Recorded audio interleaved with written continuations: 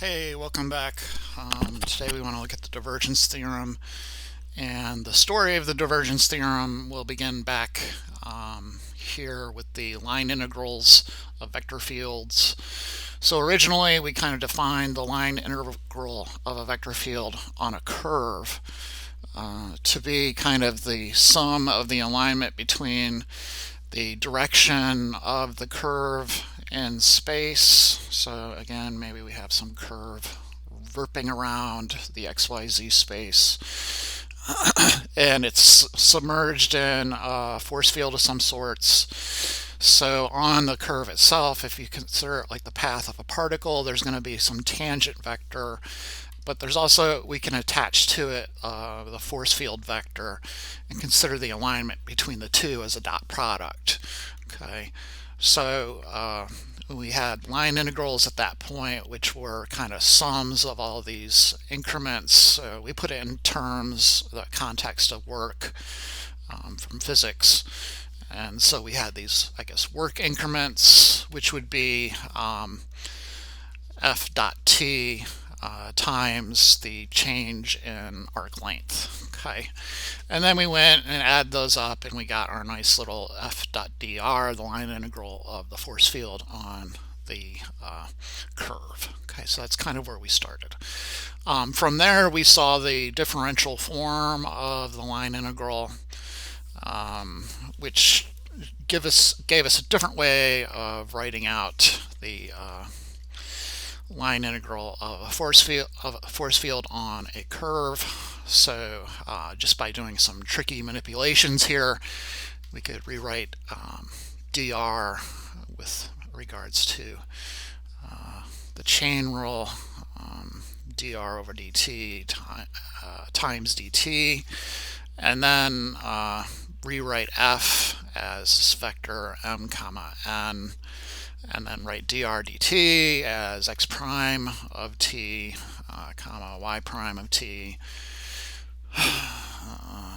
dt. And then if you did take the dot product there, you would get m times the derivative of x with respect to t plus n times the derivative of y with respect to t. But if you kind of thought of distributing the dt parts would cancel, and you get m dx plus n dy. Okay, so that's kind of where we were in that section, and I think that's all we need for our part of the story here. The change then comes, the next part of the story then comes in the Green's theorem. Okay, so Green's theorem was a way of rewriting that differential form as a double integral, right? So essentially, we take this single integral here, this curve line integral, and if we want to, we can do this transformation, and it makes life easier because maybe instead of having to integrate, this is a line integral, so maybe instead of having to do some crazy integral over some weird conglomerate of lines, which was annoying because you would have to go through and parameterize, C1, C2, C3, C4. Instead of doing that, you could just integrate then over that region and get your answer, right? So that was Green's theorem. And so basically, essentially changing a line integral into a double integral over a region. So okay, so that was nice. So that's kind of part two of the story. Then the part that leads into us are these alternative forms of Green's theorem. All right, so we want to talk about surfaces in particular, and not these line integrals. We want to talk about surface integrals. And for surface integrals, rather than talking about tangent vectors, it's more it makes more sense physically to talk about normal vectors. So instead of having this curve in space, now you have some sort of solid object in space. Okay, so maybe something like this.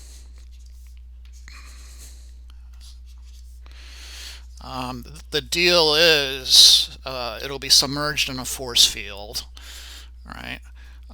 All over the object there are normal vectors, and we want to kind of talk about the alignment between the force field and these normal vectors, and that will represent kind of the what they'll call what we have called the flux, right? So at each normal vector, then you could attach force field vector and talk about the alignment between the force field and these normal vectors. You know, again, if the alignment, if the force field and the normal vectors are kind of aligned, then there's going to be a lot of flux. There's going to be a lot of movement out of this membrane. Okay. The only issue then becomes, because we have to have solid closed objects, the issue will become what happens when we have like these types of solid objects where there's basically 1, 2, 3, you can't see side 3, side 3, side 4, and then side 5 on the back. You'd have to do 5 surface integrals to get the flux out of that. Right, so like above here, you have to do 4 line integrals, which is annoying. Here, you have to do 4 surface integrals, which is annoying. So wouldn't it be nice if there was some way to convert a bunch of these surface integrals, like we did going from line integrals into just doing basically an area integral? Wouldn't it be nice if there's some way to go from a surface integral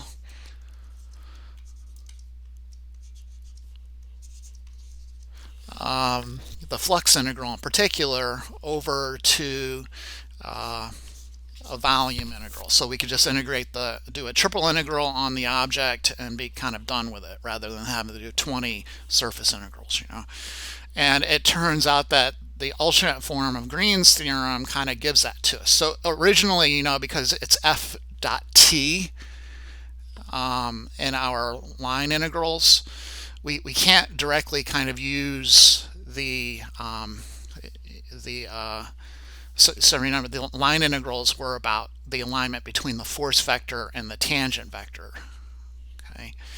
Now we want to know alignment between the force vector and the normal vector, right? So we can't kind of call upon Green's theorem directly, because that was all about this f dot t issue going over to a double integral.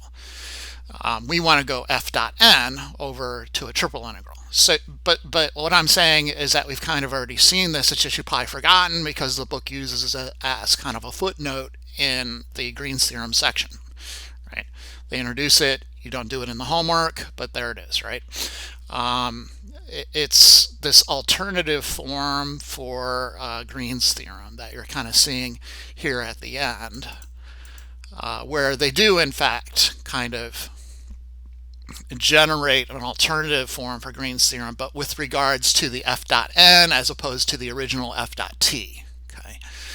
Okay, so recall then Green's theorem, the alternative form of Green's theorem. Recall the alternative form of Green's, which says that the line integral of the vector field on this curve S can be rewritten as a double integral over this region R of the divergence of f dA. Okay. And that turns out to be kind of what we want. All right. So what we want is then a way to transfer from this surface integral, and these should both be vectors, and just rewrite it as a triple integral over volume. And it turns out that it's basically the same spiel. except instead of going from a single integral to double, you're going from double to triple, and we'll use a Q to represent a solid. Okay, and it turns out what you have here, just by kind of slapping in another integral symbol, this is the divergence theorem. And the proof of this is basically exactly the same as the proof for Green's theorem, so I'm not going to go over it. It's in the book, you can read it. So now let's go ahead and fast forward to the divergence theorem here in 15.7. And here they are reminding you of the alternative form of Green's theorem, and then they're complaining about how hard it would be to integrate a solid object where you have to do multiple integrals because the solid object is like a composite of a bunch of different quadratic surfaces. And then they introduce the divergence theorem, which solves the issue. And the proof of it, like I said, is very similar to the proof of Green's theorem, where you're kind of chopping up a differential looking form into a bunch of pieces and then equating the little pieces to the pieces of the volume integral. So I'll leave that to you, and you can go ahead and read that. But you can see here in this picture, what they're having to do is do 3 integrals for this one object. Okay, and again, it's akin to this idea where it's way easier, like with Green's theorem, to do a double integral over an area than it is to do a line integral over 4 curves. Okay, and it works. We also want to talk about physical interpretation here, but let's get this sort of the use of these out of the way. We want to do one where we kind of verify the divergence theorem. The homework that I usually assign has a lot of verification problems, but I kind of took those all out because you do one of them, you got the idea, and most students will just end up always doing the triple integrals once they learn that doing a double integral is not a lot of fun, especially if you have like 6 surfaces. So anyways, I want to do something similar to example 2. I don't want to do example 2. Oh, my problem's exactly the same as example 2, so this is not going to be painful at all. Yeah, so here. So that was me introducing the divergence theorem. So this is section 1. Kind of my impromptu introduction.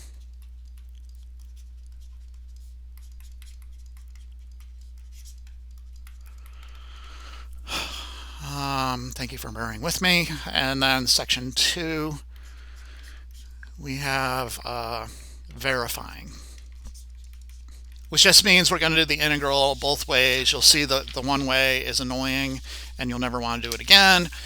And but they both work, right? They'll both give you the same answer. So mine is like example 2. It might be exactly the same as example. No, it's not. That's a sad thing. Okay, so you'll always be given a force field of some sort in space.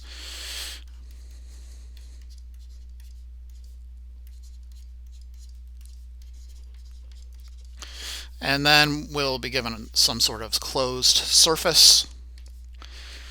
Okay, so we have here the surface bounded by the graphs of z equals 1 minus x squared minus y squared, which is a elliptic parabola, and then z equals 0, which is the xy plane. Okay, so if you need a picture, you could do a cross-sectional analysis. You know, let z equal 1 minus x squared is an upside-down parabola shifted up 1. Z equals 1 minus y squared is the same thing. And then x squared plus y squared is equal to 1 when z is equal to 0. So you get a circle there in the xy plane. So ultimately, the picture is going to kind of be this kind of thing. Ugh, it's not a very good picture, but hopefully it gets my point across. I don't know. Okay, maybe it's more like this. look better? I don't know. All right, so it's that sort of thing. There's two kind of surfaces here. There's the z equals 1 minus x squared minus y squared, and then there's the plane the xy plane, which is z equals 0. So we need to do the surface integral of the force field on both of those surfaces. And so we'll make surface 1, I guess, the z equals 1 minus x squared minus y squared, and then surface 2 will be the bottom, z equals 0. So for both of those integrals, you need your dot product between the force field and the normal vector. Okay. The unit normal vector, but remember the denominator of the unit normal vector will cancel into this ds element, and so you'll just basically have the force field times dotted with the normal vector. So anyways, the first normal vector, we need a gradient of g, so I need to rewrite S1 as a triple variable function xyz. So in this case we want z, we want the outward or upward unit normal, and we'll have z plus x squared plus y squared minus 1 is 0, so the gradient, which will become our normal vector, will be 2x comma 2y comma 1, and so we'll have the double integral of where's our force field? I lost the force field way up there. xz zy 2z. Okay, so that thing xz zy 2z dotted with our sort of normal. So this would be 2x, 2y, and 1. And then we could go dA. Usually you're going to want to end up going to polar coordinates with these guys, and a lot of times it doesn't look like it. So I mean, even me, when I first started, I would do both integrals until one got stuck, and then I would just switch over to the other one. I mean, sometimes both of them are just too, they both kind of suck. There's no other good way to say it. Right. Anyways, right now what we have to deal with, what do we have? 2x squared z and plus 2zy squared, and then plus 2z. Okay. dA. So I'm going to go to the polar coordinates. The area that we're integrating over in polar coordinates then is going to be r equals 1 for the circle, and then we're going to be going on theta from 0 to 2 pi.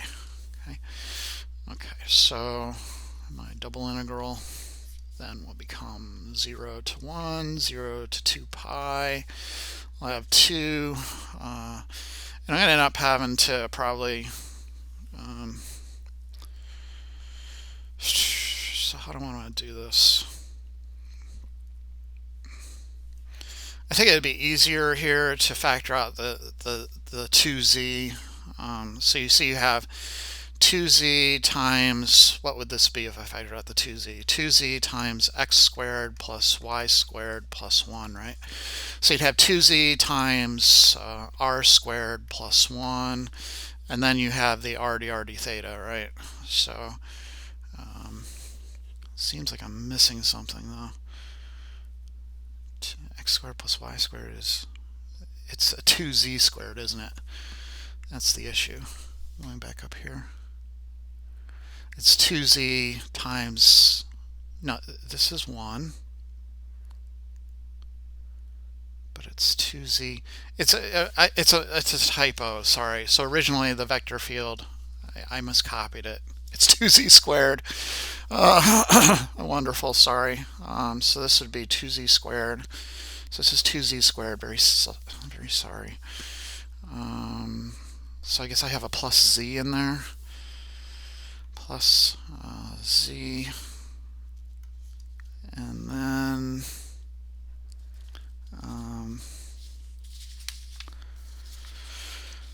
just make sure I'm right with my notes before we progress.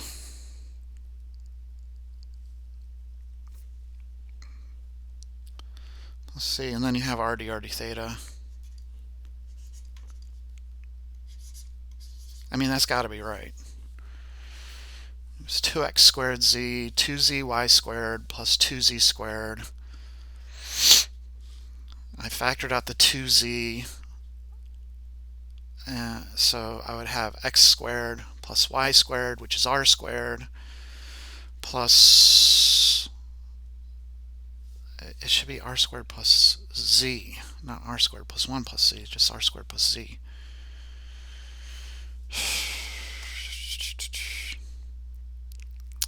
I hate to think I made a mistake in my notes.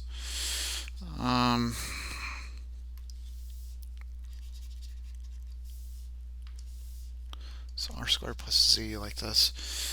Okay, so what do we have then? You might as well back distribute it. I don't see any reason why not. It's just such a mess. 2z r squared plus, and it's going to be r cubed when you distribute that r. And then 2z squared r dr d theta. And then it's going to be integrating. Oh, we have to get rid of the z. That's the problem. Okay, so z is equal to this. 1 minus x squared. See what I mean? It's like, I don't know, I don't want to. Alright, so,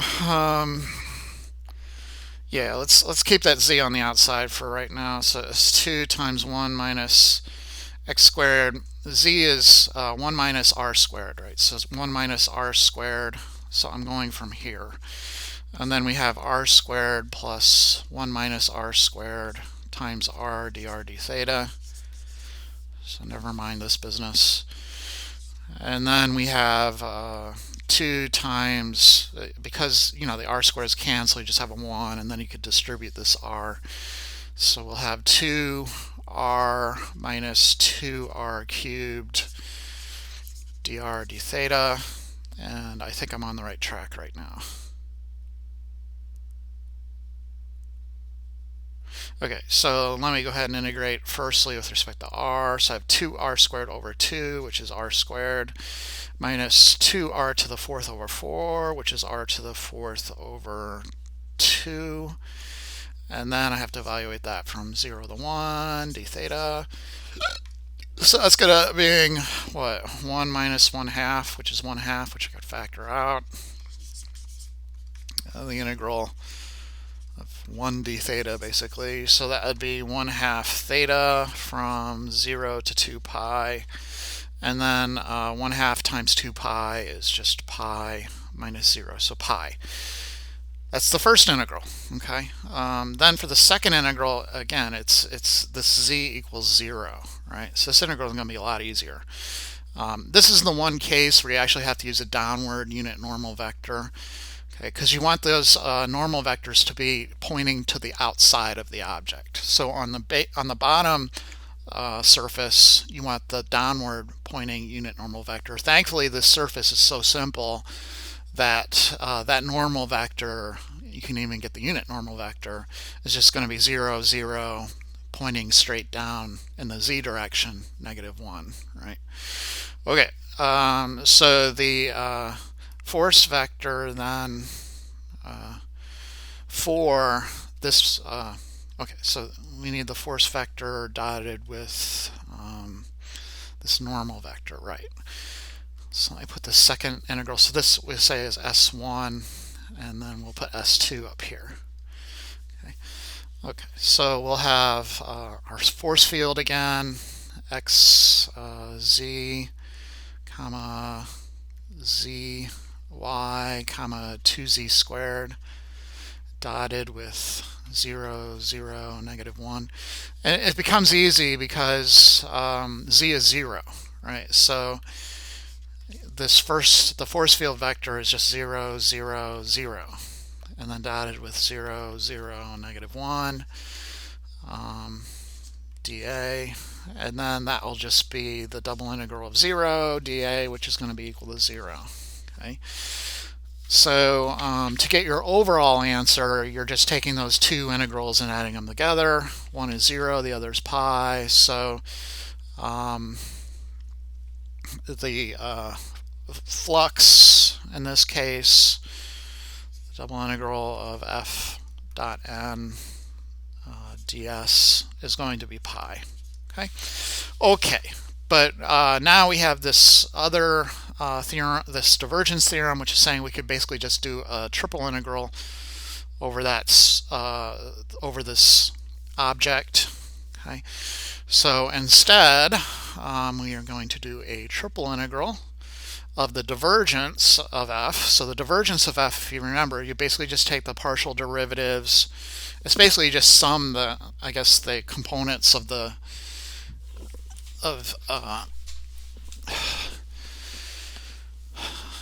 you take the derivative of each of the components. So you need the derivative with respect to x of that guy, and then plus the derivative with respect to y of this guy, and then plus the derivative with respect to z of this guy. So the divergence of f would become then z plus z plus 4z. Okay, and then dv. So our triple integral would be of 4, 5, 6z dv, and then you have a triple integral on your hands, and you may want to convert this to polar. It's probably not a bad idea, but yeah, it's up to you. So you're going from z equals 0 to z equals 1 minus x squared minus y squared. But if you go polar, that's going to be 1 minus r squared. And then on the xy plane, you're doing the circle, so that's r equals 1, 0 to 1, and then 0 to 2 pi. And then you just have 6r z, and then you're going dz dr d theta. Okay. All right. So double integral it then, and you have 6r times z squared over 2. So there's a 2 there, and then evaluating on those limits, z is 1 minus r squared, z squared, then square it, and then you have dr d theta. Probably FOIL that thing out so I can easily get the job done there. So this would be the double integral of, we could factor out 3, right? So then you'd have r times 1 minus 2r squared, r to the 4th rather, no, r squared, and then plus r to the 4th dr d theta. So that would be the double integral of r minus 2r cubed plus r to the 5th dr d theta, and then you want to integrate with respect to r, so you get r squared over 2. Don't forget there's a 3 sitting in front. Minus 2r to the 4th over 4, so that would be r to the 4th over 2 plus r to the 6th over 6, evaluated from 0 to 1. When you do that, the first two terms cancel. So you just have 1/6, and you could factor the 1/6 out, and you have 3/6, which is 1/2, and then you're left with an integral of d theta, and then I'll have 1/2 theta evaluated from 0 to 2 pi. So of course you get pi, verifying the theorem, right? So either way you slice it, you get a pi. To be honest, there have been times where they've given me one of these integrals and said to do it using the triple integral, and I thought, you know what, I'm just going to do the surface integrals. I end up, I mean, sometimes the time it takes you to think through which one is better, you could have just picked one and been done with it and got your work out of the way. You know, it's a battle. It's like, which one is going to be quicker? How long is it going to take me to figure out which one is quicker? And then, ultimately, would it have been just easier to just do what I know? You know, so I don't know. But every one of the exercises, you just do the triple integrals, and it's a little easier in my opinion. Okay, so let's go ahead and try one of the exercises. And like I said, they always kind of turn into usually polar integrals, but sometimes I'm just kind of like, I'll do the regular integral and deal with it, you know. So for example, I guess number 3. We'll do number 3. Here we have the force field given as x squared minus 2xy, and then xy z squared. And same for polar and rectangular. You'll be sitting there, which one's going to be easier, you know? And sometimes by the time you figure out which one's easier, you could have just went ahead and did the hard version. So I'm almost to the point where just do it, you know, just get your hands in there and do it, and don't sit around, you know, get a cup of coffee and I'm going to think about this. No, just do it. Get it over with.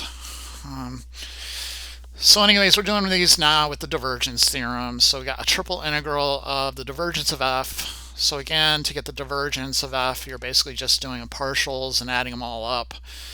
So the divergence of f would be 2x minus 2x plus 2xyz.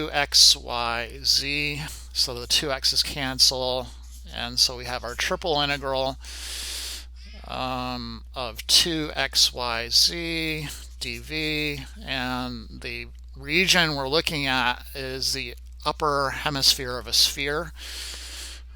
So we have basically kind of this picture. The cat is freaking out as usual, so let me get him, even though I have to pull him through a labyrinth of chords. Oh, I need this on your lap, even though this is really